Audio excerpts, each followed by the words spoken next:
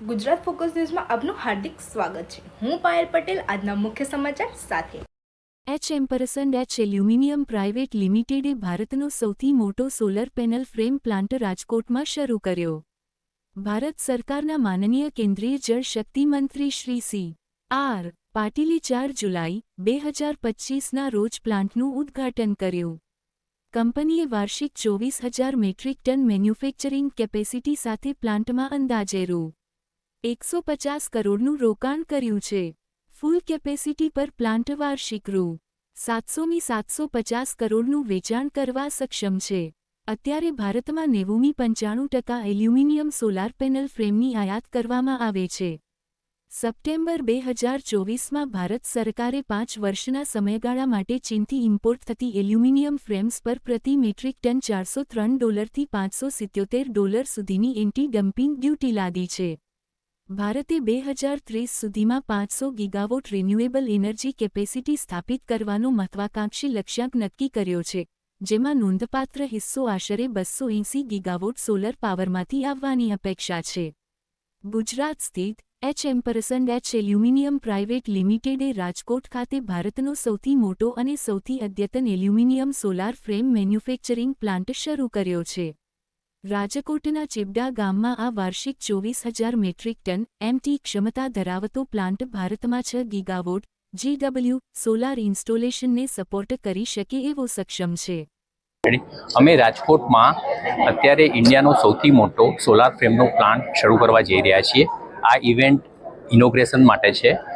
અત્યારે અમારું trial production આજથી શરૂ થશે અને આ મહિનાના એન્ડ સુધીમાં અમે કોમર્શિયલ પ્રોડક્શન સ્ટાર્ટ કરીશું। અમારા પ્લાન્ટની કેપેસિટી મહિનાની 2000 ટન એલ્યુમિનિયમ છે કે જે વર્ષે 6 ગીગાવોટ જેટલું સોલાર ફ્રેમ બનાવશે। નહીં, અમારું ટાર્ગેટ ઓડિયન્સ અત્યારે અમે જે સોલાર પેનલ બનાવે છે એમને ફ્રેમ વેચીશું। Frame it's a part of the solar panel, એક કમ્પોનન્ટ સોલાર પેનલનું છે। એટલે જે લોકો સોલાર પેનલ બનાવતા હશે અત્યારે એ સોલાર પેનલ જે પણ બનાવે છે અત્યારે 95% ચાઇનાથી ઇમ્પોર્ટ કરે છે અને હવે અમારું એ મેન્યુફેક્ચરિંગ લોકલ શરૂ થશે એટલે એ લોકો ચાઇના ઓવર અમને પ્રિફર કરશે એવી અમારી આશા છે। અને સરકારની બી ઘણી બધી એવી નીતિઓ છે કે જે અમને ફાયદાકારક છે। કે એક એક્ઝામ્પલ આપું તમને કે 11 મહિના પહેલાં સરકારે એન્ટી ડમ્પિંગ ડ્યુટી નાખી ચાઇનાના ઇમ્પોર્ટમાં, જે ઇક્વિવેલન્ટ ટુ 14% છે। એટલે અમારું જે ચાઇનાનું ઓછું કોસ્ટિંગ હતું એની સામે અમે રિઝનેબલી ભાવે વેચી શકીશું।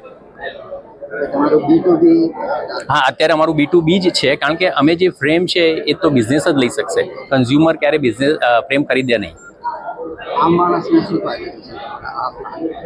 માણસને નહીં, આપણે મેક ઇન ઇન્ડિયાને પ્રમોટ કરી રહ્યા છીએ। એટલે અત્યારે જે મોટાભાગની ફ્રેમ્સ આવે છે એ સોલાર પેનલમાં એ ચાઇના મેડ હોય છે। હવે અમારા આ પ્રોડક્શનથી હવે એ જે પેનલ આવશે એમાં મેક ઇન ઇન્ડિયા ફ્રેમ હશે। નાના વેપારીઓ અત્યારે ગુજરાતમાં અને ઇન્ડિયામાં ઘણા બધા નાના સ્મોલ સ્કેલ યુનિટ છે કે જેમને ઘણીવાર ચાઇનાથી ઇમ્પોર્ટ કરવામાં તકલીફ પડતી હોય છે। એ લોકોને અમે ઇઝીલી સપ્લાય આપી શકીશું।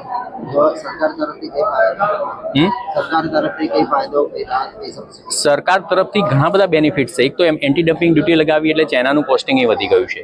બીજું, સબસિડી જે સરકાર આપે છે એમાં બી સરકારના અમુક એવા રૂલ્સ છે કે મેક ઇન ઇન્ડિયા જે પણ વસ્તુઓ હોય એમાં સબસિડી આપવી, જે ઇમ્પોર્ટેડ આઇટમ્સમાં એ લોકોએ સબસિડી આપવાની અત્યારે નથી આપતી અને એના લીધે થઈને પણ મેક ઇન ઇન્ડિયાને પ્રમોશન મળે છે।